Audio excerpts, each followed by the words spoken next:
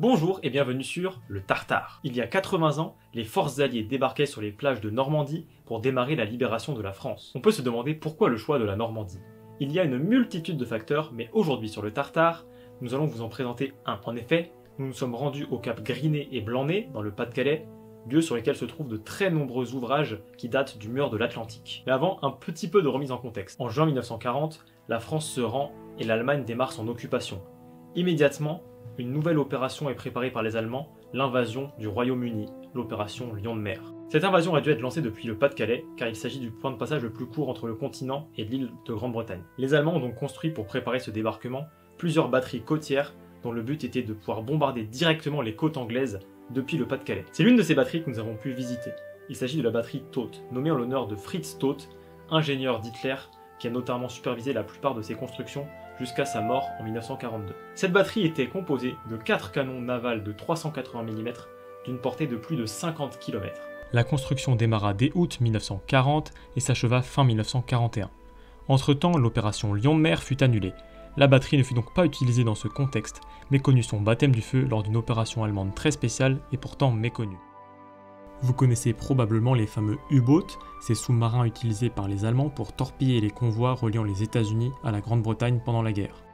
Ce que vous ne savez peut-être pas, c'est que les Allemands ont également utilisé des bateaux de surface pour ce même rôle. De grands cuirassés étaient utilisés pour traquer les convois dans l'Atlantique. Ces cuirassés avaient besoin de grands ports pour être réparés et entretenus. Les ports de Brest et de Saint-Nazaire sur la côte atlantique furent donc utilisés par les Allemands.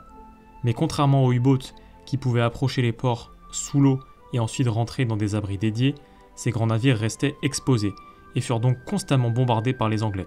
Leur utilisation fut donc très limitée après 1941. Début 1942, les Allemands craignent qu'une invasion ou un bombardement anglais leur fasse perdre leurs cuirassés et désirent les rapatrier en Allemagne. Pour cela, deux chemins possibles, le plus long et plus facile, passer par le nord de l'Angleterre. Mais les carburants étant limités, un choix plus audacieux fut fait. En effet, les Allemands décidèrent de rapatrier leurs navires directement à travers la Manche. Ce chemin, bien que plus court, est évidemment beaucoup plus dangereux, car il met les navires directement à portée des puissantes batteries côtières anglaises. Une opération audacieuse, nommée Cerberus, fut donc imaginée par les Allemands. Les navires seront répatriés 2 jours, profitant du brouillard et de l'effet de surprise. La batterie Todt sera utilisée lorsque les navires seront à hauteur du Pas-de-Calais pour les couvrir et permettre leur avancée en toute sécurité. L'opération fut un succès car tous les navires allemands furent rapatriés en Allemagne. Après ce baptême du feu en 1942, la batterie Todt s'inscrira dans le cadre du mur de l'Atlantique, un vaste réseau de défense s'étalant des côtes de la Norvège jusqu'à la frontière espagnole et visant à empêcher tout débarquement allié sur les côtes de l'Europe. Et ces 4 canons n'étaient même pas les seuls. À seulement quelques kilomètres de là, on retrouve une batterie encore plus puissante qui a également été utilisée pour bombarder l'Angleterre. Cette concentration très élevée de défense côtière mettait en risque l'invasion alliée à cet endroit. En effet, même les plus gros navires de la flotte alliée n'auraient pas pu résister aux coups de ces canons. La proximité des côtes anglaises faisait que les Allemands avaient concentré leur puissance à cet endroit en y attendant un débarquement. Le choix de la Normandie a donc été en partie justifié car elle était relativement moins défendue. La batterie connut donc une activité relativement faible pour le débarquement et dans les mois qui suivirent. Ce n'est qu'en septembre que les forces alliées approchèrent du Pas-de-Calais. La batterie fut donc utilisée pour tenter de défendre les côtes. Mais c'est par la terre que vint sa fin. Fin septembre, la 3e division d'infanterie canadienne mena l'assaut sur une batterie Todt transformée en véritable forteresse et défendue par plus de 1800 soldats allemands. L'assaut fut donné le 29 septembre au petit matin. La bataille fut rude, mais les Allemands, encerclés, démoralisés et en sous-nombre, finirent par se rendre en fin de matinée, signant ainsi la fin des activités de la batterie Todt.